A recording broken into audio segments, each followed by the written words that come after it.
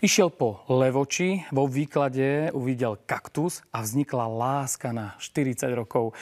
Nečítam obsah filmu Woodyho Allena, toto sa naozaj udialo.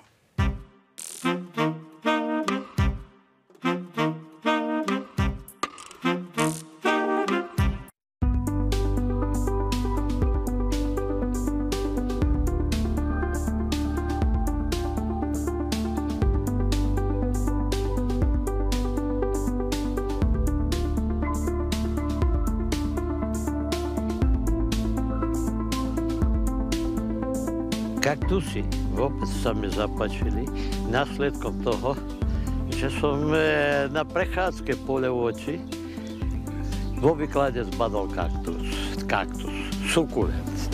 Ale vtedy bol pre mňa kaktus. No takže proste som si ho doraz kúpil a to je Aloe aristata. Prvé na oknách skleničky som mal, že ale tam sa nedarí kaktusom, bol ústretné kúrenie, teplo. No a potom som si spravil taký stolový skleníček, podobne jak tie betne. A tam som pestoval na balkóne. Darmo som prišiel niekedy z práce. Manželka sa z toho smiala a bola možno, že aj niekedy až nešťastná. Pozorujem tie kaktusy, ja som prišiel z práce, po nočnej som sa dokázal postaviť opreť o ten skleníček a pozeral som sa a vedel som o každom pihľačiku, ktorý narastol.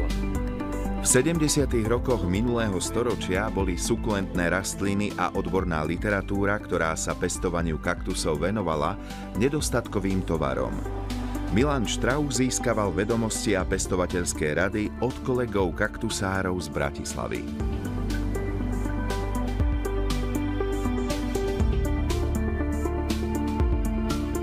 Tie knihy všetky sme hltali vtedy. A nielen knihy, ale každú informáciu, každé stretnutie s kaktusárom niečo dávalo nám o tom pestovaní. Lebo jeden sa pochválil, mám to, pestujem to tak. Za to som sa snažil čo najviac ísť do tej Bratislavy ku kaktusárom vtedy. Takže som nevynechal žiadnu príležitosť a som chodieval.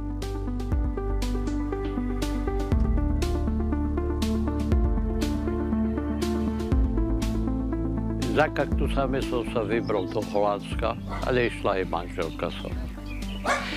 Sme sa vybrali na zájazd s kaktusármi. Bola manželka, bol syn, aj nevesta s nami.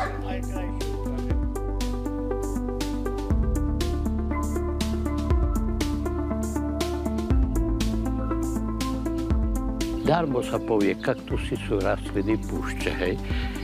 Ale radšej majú trošku viacej vody a vlhkosti, jak toto drastické podnebie na púšti.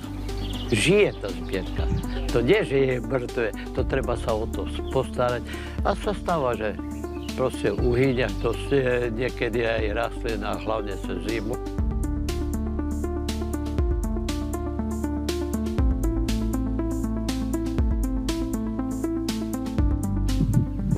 Arboretum.